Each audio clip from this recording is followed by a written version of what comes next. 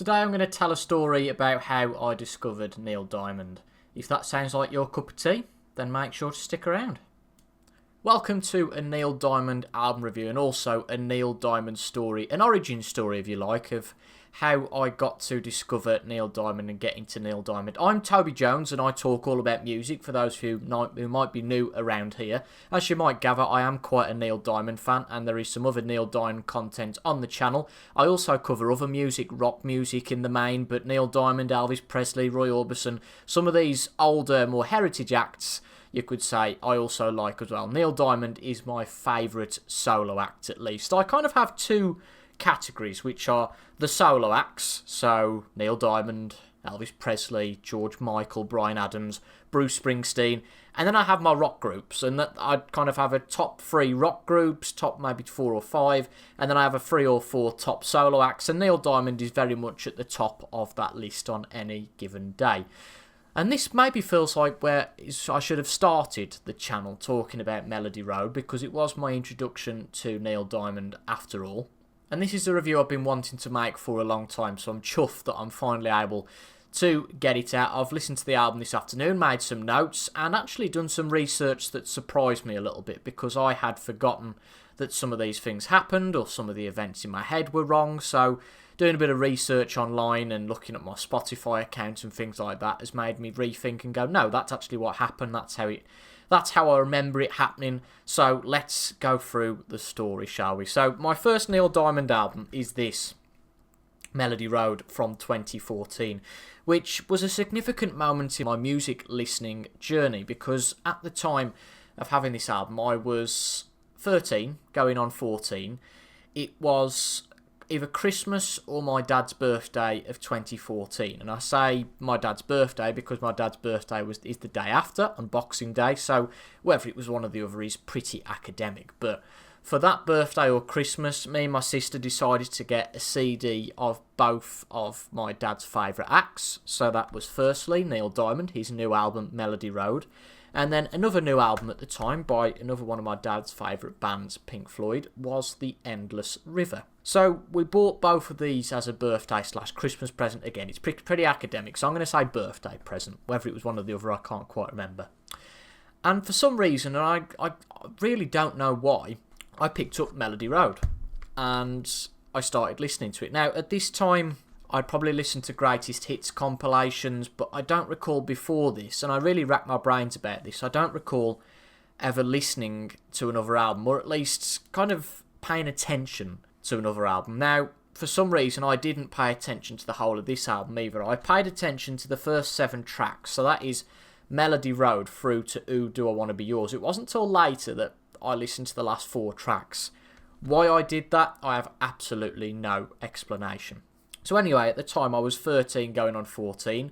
I remember it very well, listening to this album, being in year 9 at school. So it's kind of where the serious stuff starts. You're going to be a teenager, you're picking your GCSE options, which for anybody who's not in the UK is your end of school exams, if you like, your 16-year-old exams. So you're blending from a child to a teenager, and who's going to take me on that journey? Well, that journey is going to be taken by me, accompanied by Neil Diamond.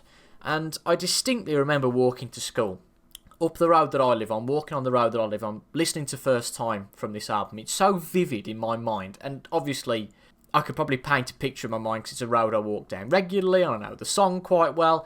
I can picture kind of that situation, walking to school with my rucksack on and my big headphones on. I used to wear big headphones then. And I can remember it like it yesterday, and that was 10 odd years ago now. That was 2015. We're now nearly at the end of 2025 as I record this. And isn't it great that for me, I don't know about you, but many of my memories in life are linked to music. And that's what makes music so great. I'll often play a song and it'll just straight away transport me back to the time that I heard it or where it was prevalent in my life. And that's such a great feeling. It really is. It is such a brilliant feeling. You can put something on and go, you know, if you listen to it for the first time maybe 5 years ago, I'll always think of the COVID lockdown when I listened to Stay in Class by Judas Priest. As I've said, I'll always think about that time when I was sort of 13, 14 when I listened to Melody Road by Neil Diamond. I remember listening to this for the first time, walking round a local road delivering some flyers in the freezing cold in winter. It's just great what the memories that music gives you.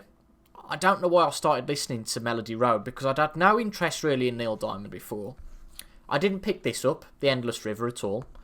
And Neil Diamond was almost an idea that was scoffed at in my house, because my dad liked him, that's why we bought him the present, but my mum was almost like, Neil Diamond, seriously? And it was almost like, oh, well, your dad likes Neil Diamond. It's almost like a bit of a guilty sin. I have to say, the same's been said in my house about Charlie Rich, John Denver, among others, and those are two I've come to like in recent years as well. When I think about earliest music memories, actually, when I think about Behind Closed Doors by Charlie Rich, that was an early song that I listened to as well, but didn't listen to the album until much later. I can think of many individual songs or maybe compilations that I listened to as a kid before this, but I really do struggle to remember a Neil Diamond album, or any album in fact, that I listened to before this. And again, there is a slight caveat, I didn't listen to the whole thing, but at least for that half an album, I don't think I'd listened to anything before that and paid attention to it ultimately. And I'm sure that my Neil Diamond experience is different to anybody's, 99.9% of people, because this just wouldn't be your entry point.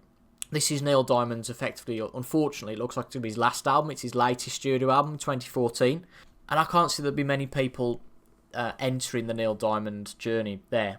And I do revisit this album quite often. I remember it was probably a couple of months ago now. I say a couple of months ago. And because the weeks and the months and the years seem to be going so quickly now, I've transitioned to adulthood.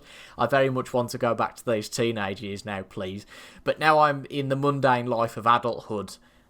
The months just go like that. And it's January. Oh, it's December. That's how quick the year goes. So probably about 6 months ago now.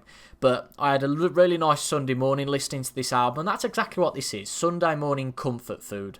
But it's certainly, if nothing else, feels completely different to any other Neil Diamond album. And I find quite a bit of Neil's music powerful. But this is a comforting sort of power. Whereas something like Hot August Night or Beautiful Noise makes me feel differently. And quite how differently is difficult to describe, but I know it makes me feel something, which is good. That's what music is all about. So after I listened to this for the first time and enjoyed it, and surprisingly enjoyed it, because if I think about it, it was so much different to anything I'd listened to before.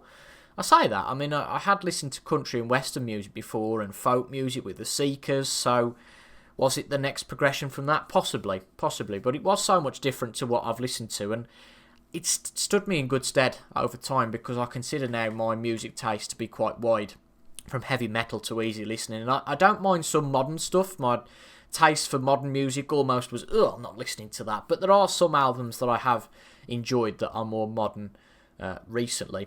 So after Melody Road, where did I go with Neil Diamond then?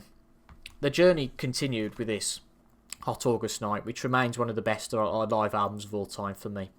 And this was just and again, some of these are almost coincidences or flukes that I introduced to some of these albums. My dad introduced me to the songs Morningside and Shiloh, and that just opened up the floodgates.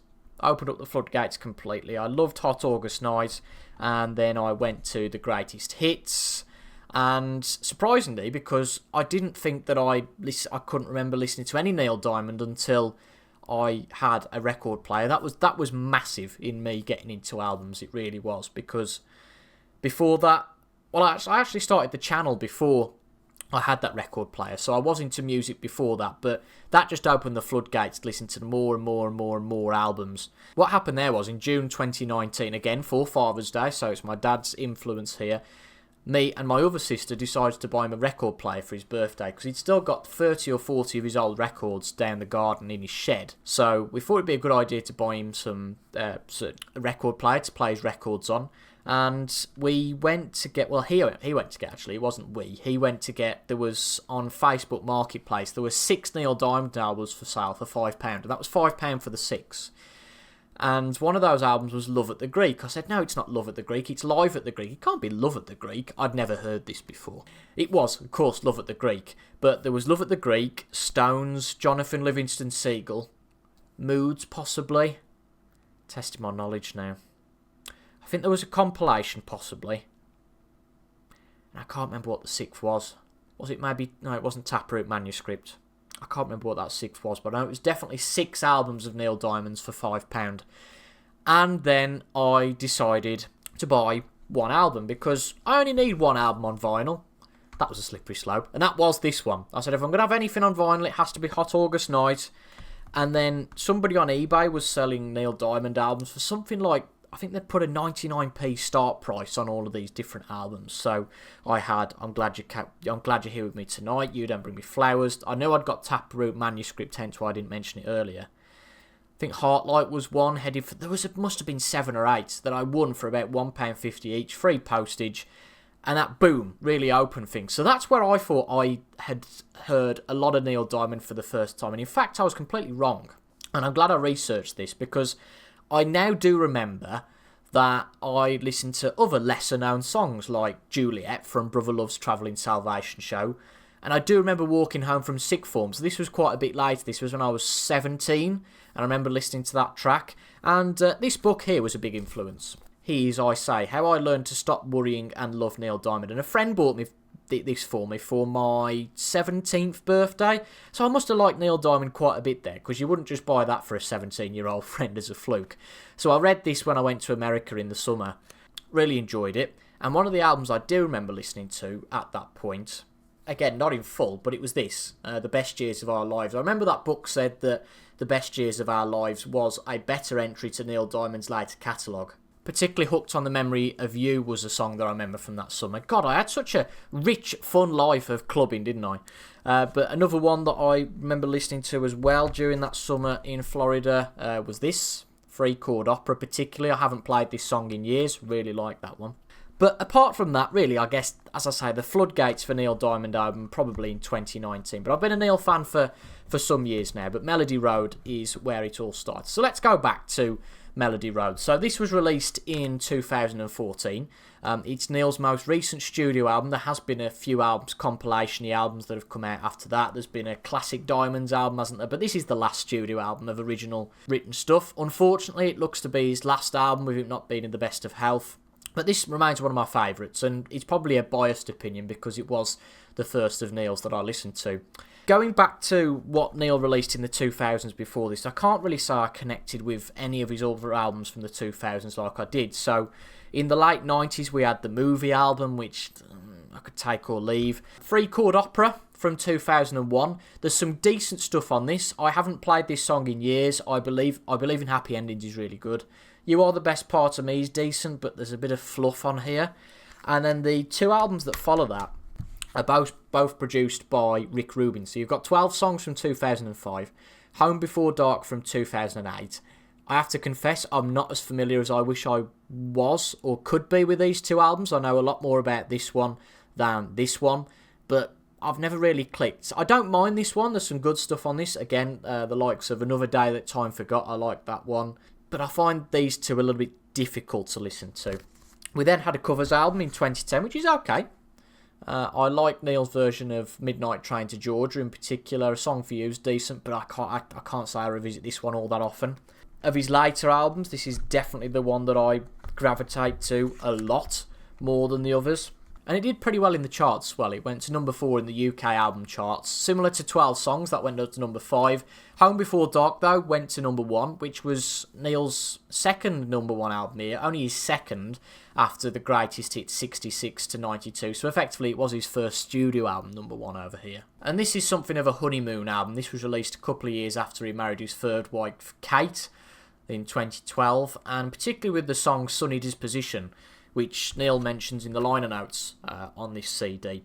And this album addresses mostly themes of love, affection, heartbreak, but also stories of life and the journey of life, with Melody Road, First Time. There's a mixture of upbeat tracks, so you've got First Time, Something Blue, and In Better Days. More upbeat arrangements, not necessarily upbeat themes.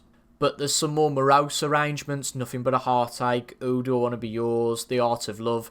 And these 3, not surprisingly perhaps, are 3 of the favourites on this album. So this is an 11-track album with a reprise of Melody Road at the end. So we've got the title track Melody Road, First Time, Songer and Jimmy, Something Blue, Nothing But A Heartache, In Better Days, Ooh, Do I Wanna Be Yours, Alone at the Ball, Sunny Disposition, Marry Me Now, and The Art of Love. And this was Neil's first album for Capitol Records as well, after breaking from, I think is it Columbia?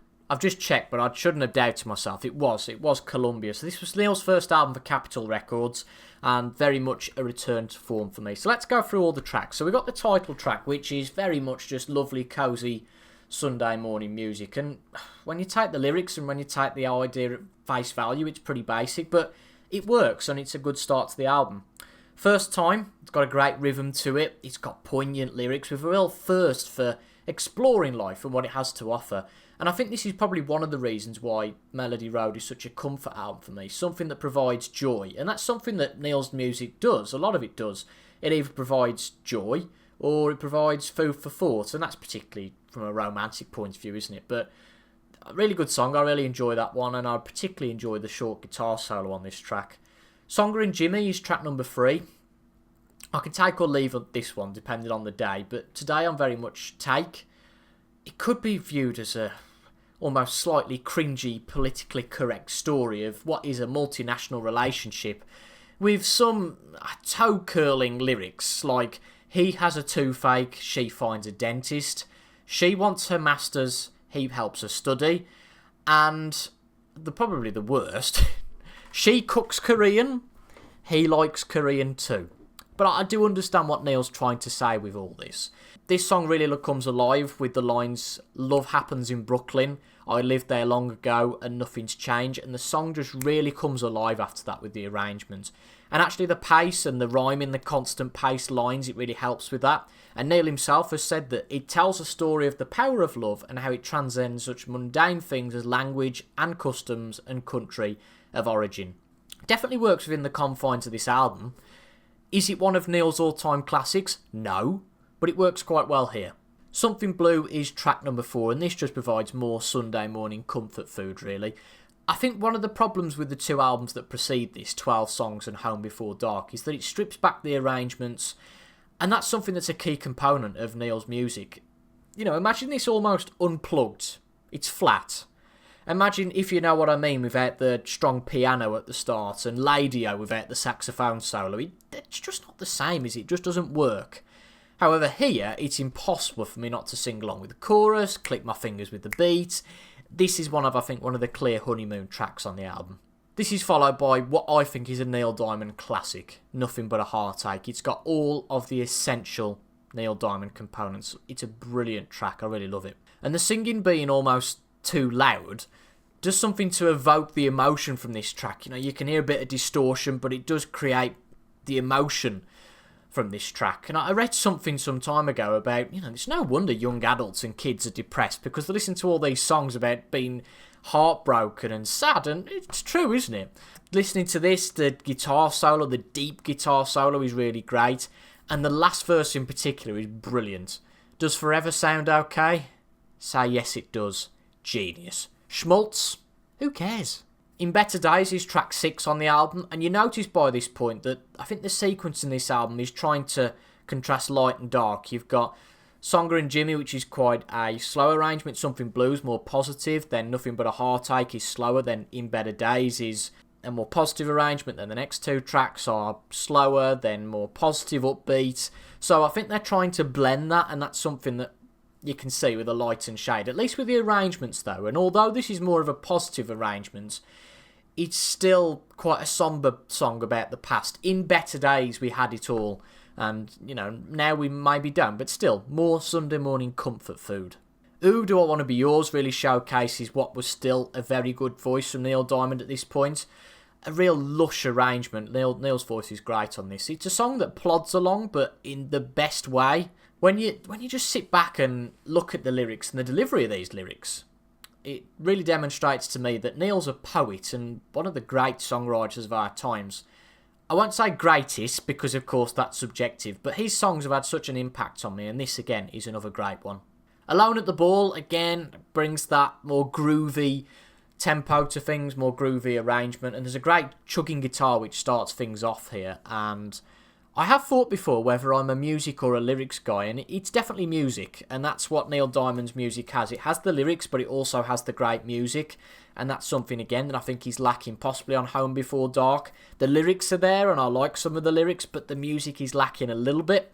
But I have far more latitude for lyrics than the music. Ultimately, the lyrics don't have to be brilliant, but the music has to be there. The lyrics have to be decent. There are some songs that's, on about absolute crap, and I think I'm not interested in that. I think I've got a lot more latitude for lyrics than the music itself. But this, great guitars, great vocals, the whole package really.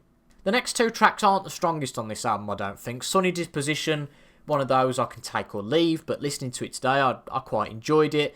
Marry Me Now, again, not one of the strongest. It's a bit of a plodding along track, but it's still okay. And it's that okay that I did sing along to it. But one of the highlights on the album is the last track before the reprise of Melody Road, and that is The Art of Love, which exposes Neil's still very strong voice, harps back to something almost a little bit like Love on the Rocks with a great arrangement. The Wall Street Journal wrote that The Art of Love is a tender offering from Diamond, who at the age of 73 hasn't lost the ability to convey a wide swathe of emotions in just 4 minutes. So then the album finishes with a reprise of Melody Road, the 12th track on the album. It's a great album. I really, really enjoy this one. My favourites on this album: First Time, Nothing But A Heartache, Who Do I Want to Be Yours, Alone at the Ball, The Art of Love. This is hands down the best album of this century from Neil Diamond for me, and for a long time in fact. For me, it's probably his strongest album since Beautiful Noise in terms of where I would rank it. I have done rankings before, and they are incredibly difficult to do. But this one always comes out very high, sort of second, third, fourth. Beautiful Noise is up there. Just For You is always up there, just because of how high the bar of the tracks are on Just For You. This one's up there. I think those 3 are probably clear. You've maybe got Moods or Stones that might be up there as well. And as I've said before, I am biased because this is the first one I listened to, but I really, really do enjoy this one. So that's Melody Road by Neil Diamond. What do you think of this album? Is it an album that you've listened to? Are you a Neil Diamond fan that possibly has let this one pass you by? If so, I think hopefully I've given you food for thought to go and listen to this album. Hope you've enjoyed that though, and as I've said, there's other Neil Diamond content on the channel, and there'll be one up here, one of the album reviews of Neil Diamond's, for you to go and watch next.